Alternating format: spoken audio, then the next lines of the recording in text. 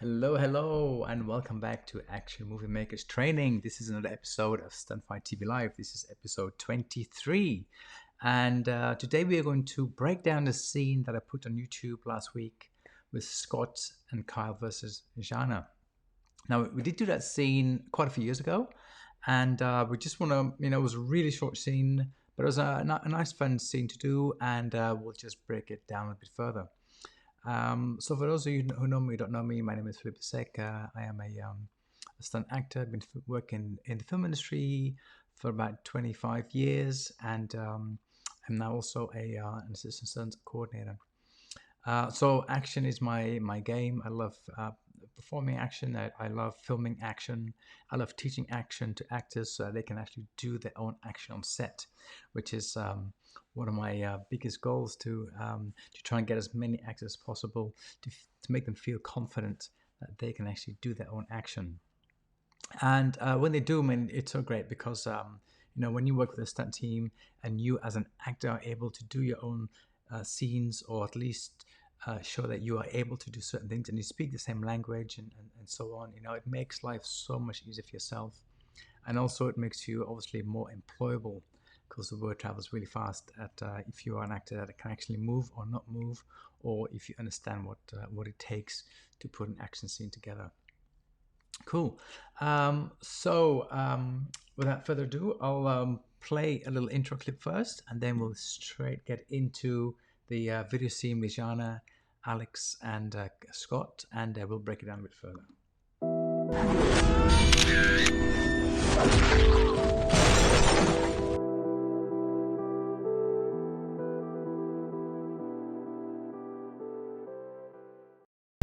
Set, cameras rolling, and action!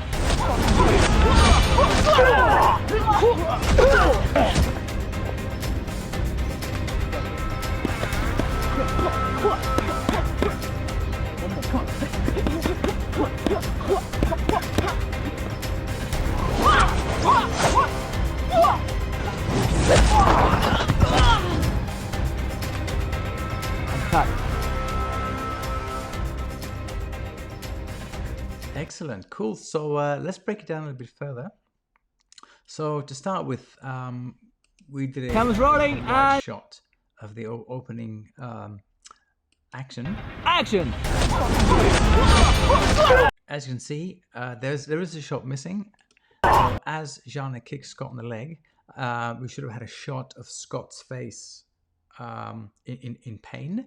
So that will accentuate the action, and that's some of the shots that we sometimes forget. We sometimes forget to focus on the face, because the face shows pain, which enhances the story of the action and enhances the whole scene.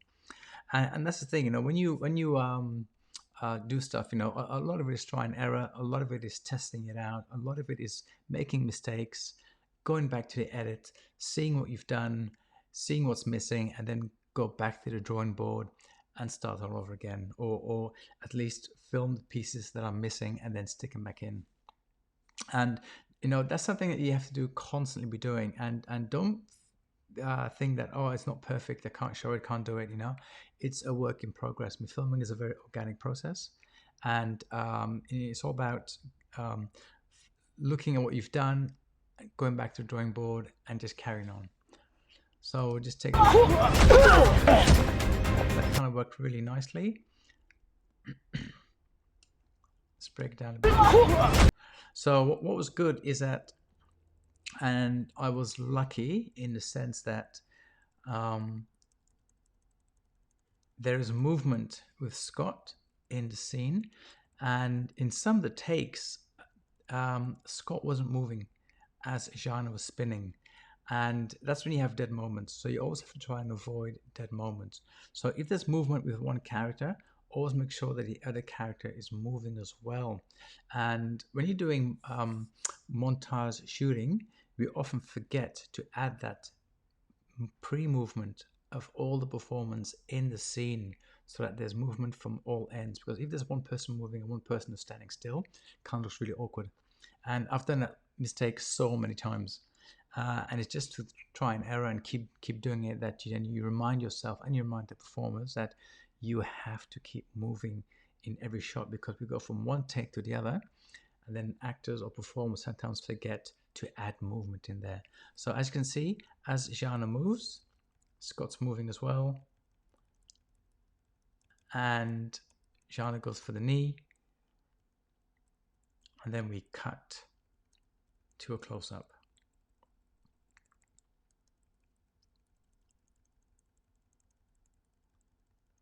Very nice reaction of Scott. And then we have ZHANNA in shot. Now for that last shot, we didn't do the knee. We just did Scott doing a jump without the knee and ZHANNA standing there. Okay, so don't always think that you have to do exactly the same movement in the previous shot to make it work. Because as you can see, ZHANNA is on Scott's left, but in this shot, she ends up on his right. So we just did that to kind of fill the frame as nicely as possible.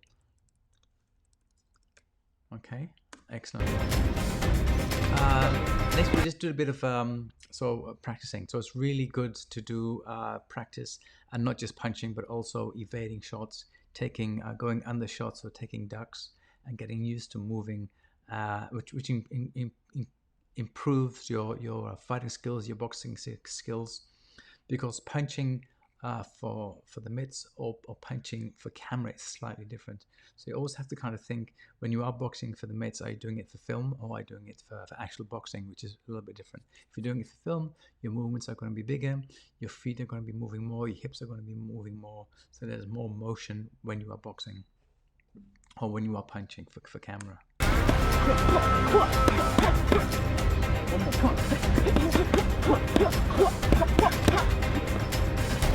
Next is a little scene we're doing with Kyle.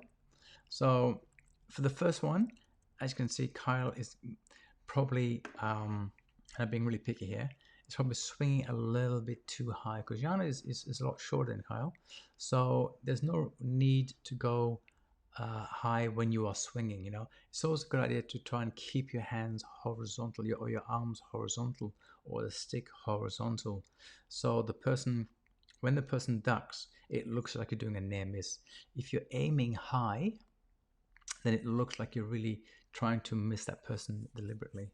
So, and that's something that, again, it's just through practice. We just keep looking at stuff and we're seeing little mistakes that we make, but then in future shoots, we try and correct them the best that we can. So that was nice because it's actually passing her with a stick, passing her face, which is nice. This one too, so she's avoiding ducking. Then little kick, a spin, another spin, and a kick to the face. Reaction. Now, it's always tricky when you're doing spinning kicks. So if you go from one spinning kick to the other, to break it down so that there's no dead time. So if I filmed that from one shot and kept this shot, ZHANNA will be standing still a little bit too long for the shot. So there'd be movement with Kyle, but there'd be no movement with ZHANNA. So remember I told you before, it's always good to have two performers moving constantly in the shot. It makes it a lot more interesting. So if I kept that shot, ZHANNA would be just standing there and she wouldn't be doing a lot of movement. So what I did is that you cut to Kyle doing the spinning kick. So then ZHANNA is out of shot, so we don't see her standing still. And then we cut back to the wide of the hit. And then we cut to close-up of the spin, another cut, and then another cut for the landing. Excellent. So I'll just play that again in one motion.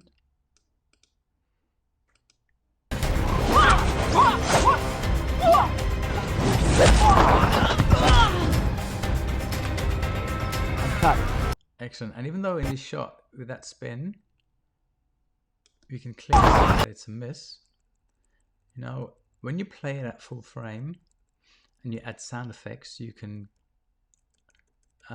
get away with a lot of stuff. If that shot in slow motion, then you would have to shoot it from a different angle to make sure that the foot passes the face. So remember what I told you, there's the line of impact.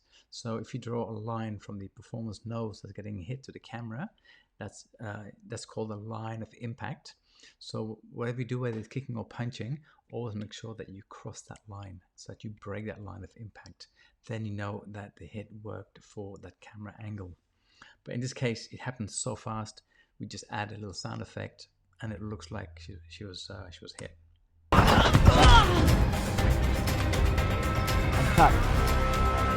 Excellent.